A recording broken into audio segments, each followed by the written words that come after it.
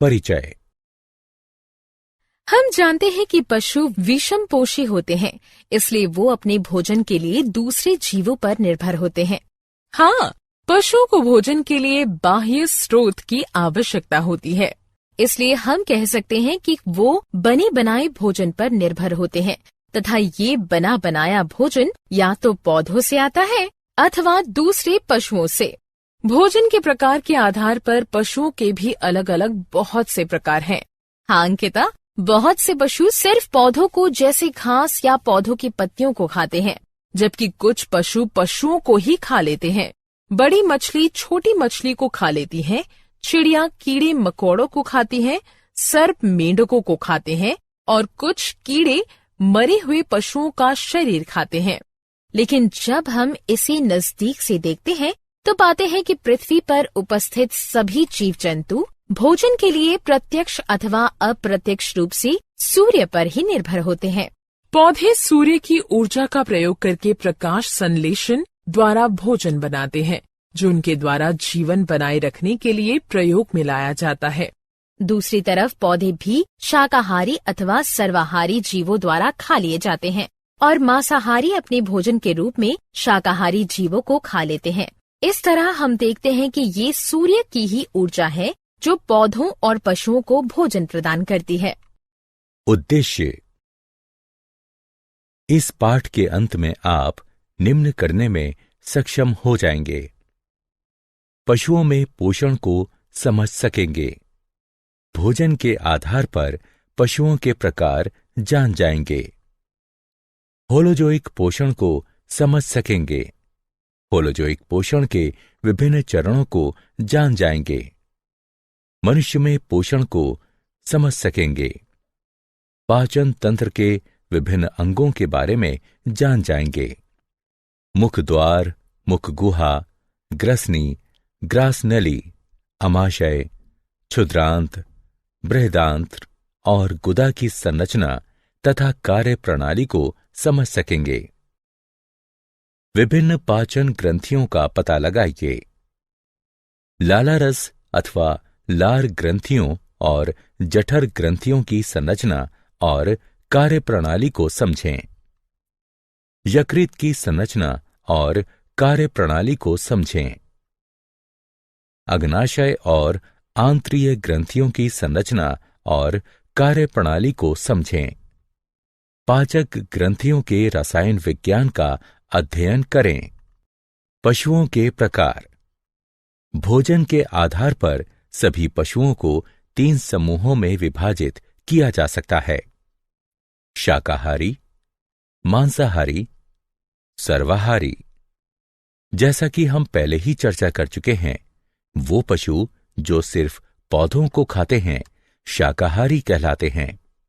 वे घास, पत्तियां, अनाज, फल या वृक्ष की छाल खा सकते हैं। उदाहरण: बकरी, गाय, भैंस, भेड़, हिरन, ऊंट, गधा, बैल, हाथी, बंदर, गिलहरी, खरगोश, टिड्ढा और दरियाई घोड़ा।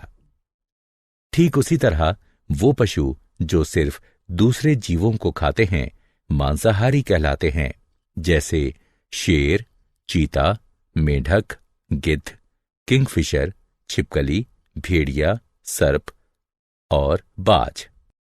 इनके अलावा वो पशु जो पौधों और पशुओं दोनों को खाते हैं सर्वाहारी कहलाते हैं। उदाहरण: मनुष्य, कुत्ता, कौवा, गौरैया, भालू, मैना और चींटी। होलोजाइक पोषण। होलोजाइक पोषण, होलो संपूर्ण जोइक और पशु, वो पोषण जिसमें ठोस या द्रव कार्बनिक पदार्थों का अंतर्ग्रहण किया जाता है। होलोजोइक पोषण में 5 चरण होते हैं: अंतर्ग्रहण, पाचन, अवशोषण, समत्व, मलत्याग। अंतर्ग्रहण में भोजन को खाया जाता है।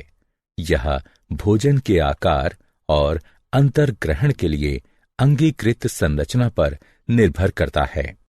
अमीबा में अंतर्ग्रहण कूटपादों की सहायता से, पैरामीशियम में सीलिया की सहायता से, हाइड्रा में तंतुओं की सहायता से कीड़ों में मुख भागों की सहायता से, मेढकों और छिपकलियों में उत्क्षेपणीय जिह्वा की सहायता से तथा मनुष्य में हाथों की सहायता से होता है।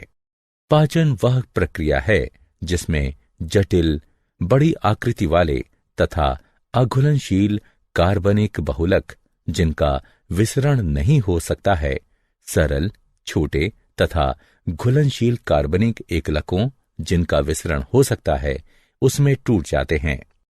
कार्बनिक पदार्थ जैसे प्रोटीन, वसा और जटिल कार्बोहाइड्रेट, अमीनो अम्ल, मोनोशुगर, फैटी एसिड इत्यादि। यह प्रक्रिया पाचक रस में उपस्थित पाचक एंजाइमों की उपस्थिति में होती है, जो पाचक ग्रंथियों से स्रावित होते हैं। अवशोषण वह प्रक्रिया है जिसमें विसरित हो सकने वाले पोषक पदार्थ आहार नली की भित्ति को पार करके लसिका में प्रवेश कर जाते हैं। अवशोषण में भौतिक प्रक्रियाएं जैसे विसरण और परासरण तथा सक्रिय प्रक्रियाएं जैसे ग्लूकोज और अमीनो अम्लों का सक्रिय परिवहन दोनों होती हैं। समत्व एक उपचयी प्रक्रिया है जिसमें साधारण पोषक पदार्थ उपापचयी प्रक्रिया से गुजरकर पुनः प्रोटीन, पॉलीसैकराइड और वसा जैसे जटिल और बड़े जैव अणुओं का निर्माण करते हैं। यह नए बने हुए बड़े जैव अणु वृद्धि और शरीर के ऊतकों की मरम्मत में सहायता करते हैं। मल त्याग वह प्रक्रिया है जिसमें भोजन का वह भाग शरीर से निकल जाता है जो पचता नहीं है। वह सारा भोजन जो हम खाते हैं हमारे शरीर में नहीं पचता है। भोजन का एक भाग शरीर में ही बचा रह जाता है जिसका उपयोग शरीर द्वारा नहीं किया जा सकता, इसलिए यह भाग शरीर के मल के रूप में अलग हो जाता है। मनुष्य में पोषण। मनुष्यों में पोषण उसके पाचक तंत्र द्वारा होता है। मनुष्य के पाचक तंत्र के विभिन्न अंग निम्न हैं: मुख द्वार, मुख गुहा, ग्रसनी, ग्रासनली, आमाशय, क्षुद्रांत्र, बृहदांत्र, मलाशय, गुदा। मुख द्वार। मुख द्वार एक अनुप्रस्थ छिद्र होता है जो चलनशील ओष्ठों से घिरा होता है। इसका मुख्य कार्य अंतर्ग्रहण है। मुख गुहा। मुख गुहा में दो मुख्य संरचनाएं होती हैं, जिह्वा और दांत। जिह्वा एक मोटी, पेशीय और उत्क्षेपणीय संरचना है जो मुख गुहा के तल पर स्थित होती है। जिह्वा पर स्वाद कलिकाएं होती हैं जो भोजन का स्वाद लेने में, भोजन और लाला रस को मिलाने में तथा भोजन को निगलने में सहायता करती हैं। दांत मनुष्य के दोनों जबड़ों में होते हैं। दांत जबड़े की हड्डियों में बने कोटरों में धसे होते हैं। एक वयस्क मनुष्य में 32 दांत यानी प्रत्येक जबड़े में 16 दांत होते हैं। दांत 4 प्रकार के होते हैं: कृंतक दांत, श्वदंत, अग्रजवर्णक और चरवर्णक। प्रत्येक जबड़े में 4 कृंतक दांत होते हैं। ये तेज धार, छेनी की आकृति के और शाकाहारी भोजन को काटने तथा टुकड़े टुकड़े करने के लिए होते हैं। प्रत्येक जबड़े में 2 श्वदंत होते हैं। ये तेज धार कृपाण की आकृति के और मांसाहारी भोजन को चीरने के लिए होते हैं। प्रत्येक जबड़े में 4 अग्र चर्मवर्णक दांत होते हैं। ये बड़े और कस्प आकृति के तथा चबाने और पीसने के लिए होते हैं। प्रत्येक जबड़े में 6 चर्मवर्णक दांत होते हैं।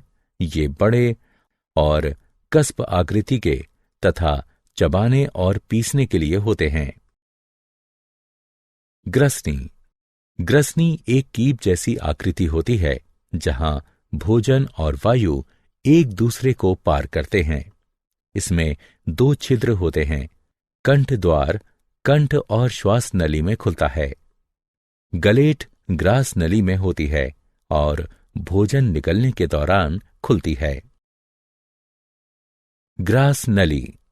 ग्रास नली पाचन तंत्र का एक लंबी, संकरी और नलीदार भाग है। यह गर्दन और ग्रसनी से अमाशय में खुलती हैं।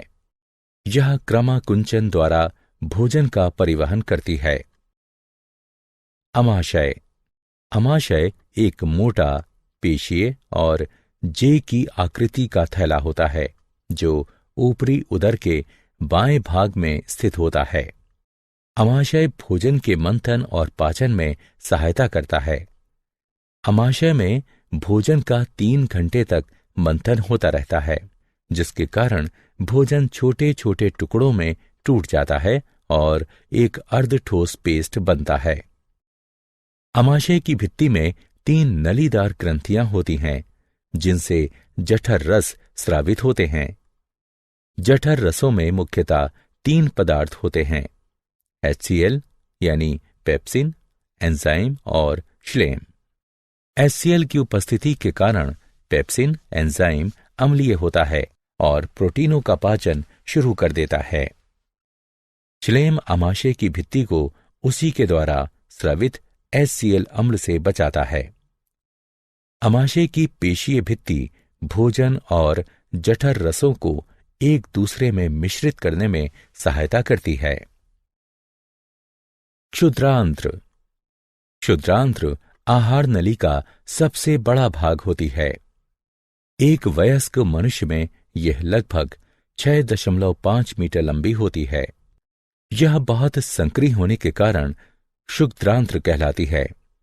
क्षुद्रांत्र 3 भागों में विभाजित होती है: गृहिणी, जेजुनम और इलियम। क्षुद्रांत्र वह स्थान है जहां भोजन पूरी तरह से पच जाता है और उसका अवशोषण प्रारंभ हो जाता है। इसमें 2 ग्रंथियों से स्रावित होने वाले रस आते हैं: यकृत और अग्नाशय। यकृत से पित्त स्रावित होता है, जो एक हरा पीला लवण युक्त क्षारीय द्रव होता है, जो वसा का पायसीकरण अथवा उन्हें तोड़ने में सहायता करता है। इसलिए अमाशय से आया हुआ अम्लीय भोजन यहाँ पित्त द्वारा क्षारीय हो जाता है और वसा भी छोटी छोटी बूंदों में टूट जाती है। अग्नाशय से अग्नाशयी रस स्रावित होता है, जिसमें एमाइलेज, ट्रिप्सिन और लाइपेज होते हैं। एमाइलेज मंड को तोड़ता है, जबकि ट्रिप्सिन प्रोटीन को, लाइपेज पायसीकृत वसा को तोड़ता है। बृहदांत्र। बृहदांत्र क्षुद्रांत्र की तुलना में छोटी और चौड़ी होती है। यह कोलन में जाने वाले भाग और मलाशय में विभाजित होती है। यह मल के निर्माण और उसके अस्थायी भंडारण में सहायता करती है। अधिकतम कशेरुकियों में कोलन पाचन तंत्र का आखिरी भाग होती है। शरीर से बाहर निकलने से पहले यह ठोस पदार्थों में से जल तथा लवण अवशोषित कर लेती है। मलाशय बृहदांत्र का 6 से 8 इंच लंबा भाग होता है। यह ठोस अपशिष्टों का तब तक भंडारण किए रहता है जब तक वो गुदा द्वारा शरीर से बाहर नहीं निकल जाते हैं। गुदा। गुदा धड़ के आधार पर स्थित होती है और पाचन तंत्र के अपशिष्ट पदार्थों को शरीर से बाहर निकालने का काम करती है। पाचन ग्रंथियां। इन अंगों के अतिरिक्त कुछ पाचन ग्रंथियां भी होती हैं जो पाचक एंजाइमों को स्रावित करती हैं। ये पाचक ग्रंथियां हैं: लालारस ग्रंथियां, जठर ग्रंथियां, यकृत, अग्नाशय, आंत्रीय ग्रंथियां। लालारस यानी लार ग्रंथियां। मनुष्य में लालारस ग्रंथियों के 3 युग्म होते हैं। इनसे लालारस या लार स्रावित होती है, जिसमें पाचक एंजाइम टाइलिन अथवा लारिये एमाइलेज होता है। लालारस नलिकाएं मुख गुहा में खुलती हैं। जठर ग्रंथियां। जठर ग्रंथियां अमाशय की भित्ति में होती हैं और जठर रस स्रावित करती हैं। यकृत। यकृत उदर के ऊपरी भाग में दाईं ओर स्थित लाल भूरी लोब्यूलेटेड ग्रंथि है, जिससे पित्तरस स्रावित होता है। अग्नाशय अग्नाशय अमाशय के ठीक पीछे स्थित पीले रंग की ग्रंथि है, जिससे अग्नाशयी रस स्रावित होता है। अग्नाशयी नलिका के द्वारा अग्नाशयी रस क्षुद्रांत्र तक पहुंचता है। आंत्रिय ग्रंथियां आंत्रिय ग्रंथियां क्षुद्रांत्र की भित्ति में स्थित होती हैं और इनसे आंत्रिय रस स्रावित होता है, जिसे सक्कस एंटेरिकस भी कहते हैं। मनुष्य के पाचन तंत्र में कार्य करने वाले एंजाइम।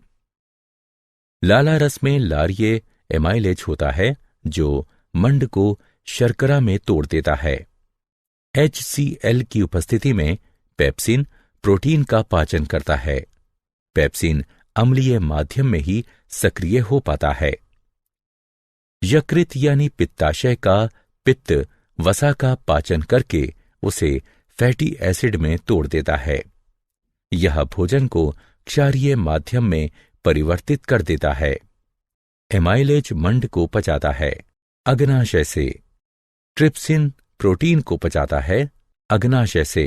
लाइपेज पाइसीकृत वसा को तोड़ता है अग्नाशय से। दांतों का क्षय। दांतों के क्षय के कारण दंतवल्क और दंत धातु धीरे धीरे मुलायम हो जाते हैं। जब जीवाणु शर्करा को पचाकर अम्ल का उत्पादन करते हैं, तो वो अम्ल दंतवल्क के लवण को नष्ट कर देता है और दांतों का क्षय प्रारंभ हो जाता है। भोजन कणों के साथ साथ बहुत से जीवाणु भी दांतों की सतह पर चिपक जाते हैं और दांतों पर मैल के रूप में जम जाते हैं, जिसे प्लाक कहते हैं। लार अम्ल को प्रभावहीन करने के लिए दांतों की सतह तक नहीं पहुंच सकती, क्योंकि दांत प्लाक से घिरा होता है। भोजन के बाद ठीक से दांत साफ करने से जीवाणुओं द्वारा अम्ल का उत्पादन शुरू करने से पहले ही प्लाक हट जाता है। यदि उपचार नहीं किया जाता है, तो ये अति सूक्ष्म जीवाणु मसूड़ों को संक्रमित कर सकते हैं तथा सूजन पैदा कर सकते हैं। क्या आप जानते हैं, मनुष्य में वर्मीफोर्म, अपेंडिक्स, क्षुद्रांत्र और वृहदांत्र के जोड़ पर स्थित एक अवशेषी नलिका है। वर्मीफोर्म अपेंडिक्स की लंबाई का बढ़ना और उसका सूजना एपेंडिसाइटिस कहलाता है। जठरीय पाचन में लगने वाला समय भोजन की प्रकृति पर निर्भर करता है। कार्बोहाइड्रेट के पाचन के लिए यह 1 से 2 घंटे का होता है, जबकि वसा के पाचन के लिए 5 से 6 घंटे का होता है। सारांश। आइए हमने जो कुछ सीखा है उसे संक्षेप में दोहराएं। विषमपोषी जीव अपना भोजन स्वयं नहीं बना सकते और अपने भोजन के लिए दूसरे जीवों पर निर्भर रहते हैं। पोषण में भोजन का प्रयोग होता है और इसमें अंतर्ग्रहण, पाचन, अवशोषण, समत्व और मल त्याग जैसे चरण होते हैं। अमीबा सर्वाहारी और होलोजोइक है। अमीबा भोजन का अंतर्ग्रहण कूटपादों की सहायता से भोजन को घेर कर करता है। अमीबा में पाचन अंतःकोशिकीय तथा खाद्य रिक्तिका के अंदर होता है। मनुष्य की आहार नली मुख गुहा, ग्रसनी, ग्रासनली, क्षुद्रांत्र, वृहदांत्र और गुदा से बनी होती है। मनुष्य के दांत हेट्रोडोंट होते हैं। भोजन आहार नली में क्रमाकुंचन गति द्वारा नीचे उतरता है। मनुष्य की पाचन ग्रंथियों में 3 युग्म लाला रस ग्रंथियां, जठर ग्रंथियां, यकृत, अग्नाशय और आंत्रिय ग्रंथियां होती हैं। पाचन ग्रंथियों से पाचक रस स्रावित होते हैं, जिसमें पाचक एंजाइम होते हैं। कार्बोहाइड्रेट का पाचन मुख गुहा में ही प्रारंभ हो जाता है, जबकि प्रोटीन और वसा का पाचन अमाशय में प्रारंभ होता है। पाचन क्षुद्रांत्र में पूरा हो जाता है। क्षुद्रांत्र में ही भोजन का अवशोषण भी होता है। दांतों का क्षय स्ट्रेप्टोकोकस म्यूटेंस जीवाणु द्वारा होता है, जो शर्करा युक्त भोजन में किण्वन करता है और कार्बनिक अम्लों का उत्पादन करता है।